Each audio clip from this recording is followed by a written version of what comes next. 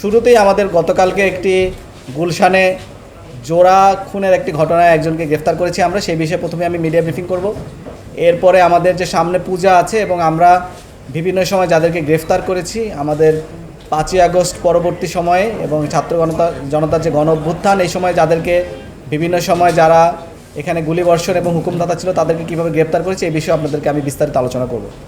প্রথমেই গুলশানের জোড়া খুনের ঘটনা নিয়ে সাম্প্রতিক সময়ে বহুল আলোচিত রাজধানীর গুলশান এলাকায় নৃশংসভাবে গলা কেটে দুজনকে হত্যাকাণ্ডের মূল আসামি রুমনকে চট্টগ্রামের হালিশহর থেকে গ্রেপ্তার করেছে র্যাব।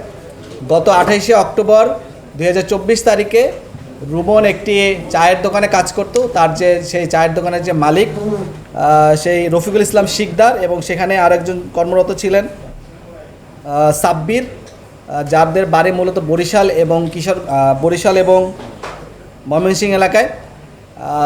সেখানে যে আমাদের যে আসামি রুমন, সে মূলত সেখানে 7 থেকে 15 দিন পূর্বে সেখানে চাকরি নেয় এবং চাকরি নেওয়ার পরে সেখানে তিনি একসাথে সেখানে থাকেন এবং সেই বাসার পিছনে একটা জায়গাতে তারা একসাথে বসবাস করতেন। পরবর্তীতে সেই যে দোকানের যে মালিক মোহাম্মদ রফিকুল ইসলাম, বরিশাল নিবাসী, তার সাথে কিছু লোকের টাকা পয়সা রিলেটেড কিছু সমস্যার কারণে এই রুমনের সাথে তাদের যোগাযোগ হয় এবং তারা সবাই মিলে একসাথে পরিকল্পনা করে যে এই যে ভিকটিম মোহাম্মদ রফিকুল ইসলাম এবং সাব্বির 15 বছর বয়সী, তাদেরকে তারা হত্যা করবে।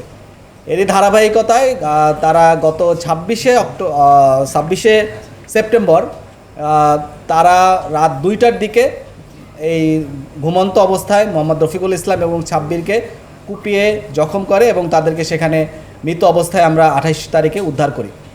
পরবর্তীতে আমরা সেখানে দেখতে পাই যে এখানে আমরা বেশ কিছু বিষয় নিয়ে পর্যালোচনা করি। আমরা দেখতে পাই যে আসামি রুমন, তার যে দৈহিক কাঠামো, তার পক্ষে কিন্তু একা এই দুজন ব্যক্তিকে খুন করা সম্ভব না।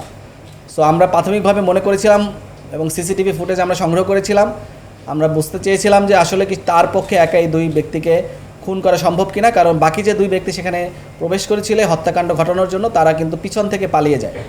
সো পরবর্তীতে আমরা ধারণা করি হয়তো তাদেরকে ঘুমের ওষুধ খেয়ে এবং পরবর্তীতে তাদেরকে কুপিয়ে জখম করে তাদেরকে মারা হয়। কিন্তু পরবর্তীতে আমরা জানতে পারি যে না, তার রুমনের দেওয়া স্বীকারোক্তি মতে সেখানে আরও দুজন ব্যক্তি ছিল যাদের সাথে মোহাম্মদ রফিকুল ইসলামের টাকা পয়সা নিয়ে কিছুটা সমস্যা ছিল, কিছু টাকা রফিকুল ইসলামের কাছে দেনা অবস্থায় ছিল।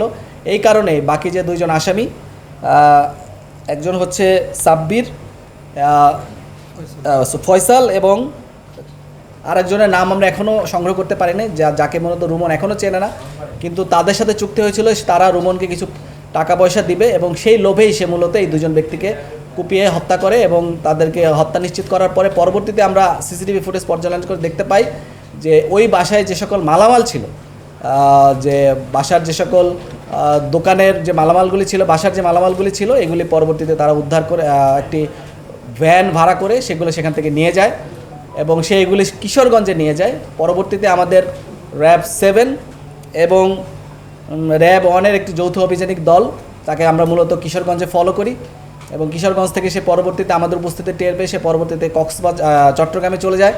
চট্টগ্রামে হালিশহর থেকে পরবর্তীতে আমরা এই রুমনকে গ্রেপ্তার করতে সক্ষম হই এবং সে আমাদের কাছে তার তথ্য মতে তিনি প্রাথমিকভাবে স্বীকার করেছেন যে তিনি হত্যাকাণ্ডের সাথে জড়িত এবং হত্যাকাণ্ডের সাথে আরও যে দুজন ব্যক্তি জড়িত আছে তাদেরকেও আমরা গ্রেফতার করার জন্য চেষ্টা চালিয়ে যাচ্ছি এবং আশা করি আমরা অচিরে তাদেরকে ধরতে পারবো।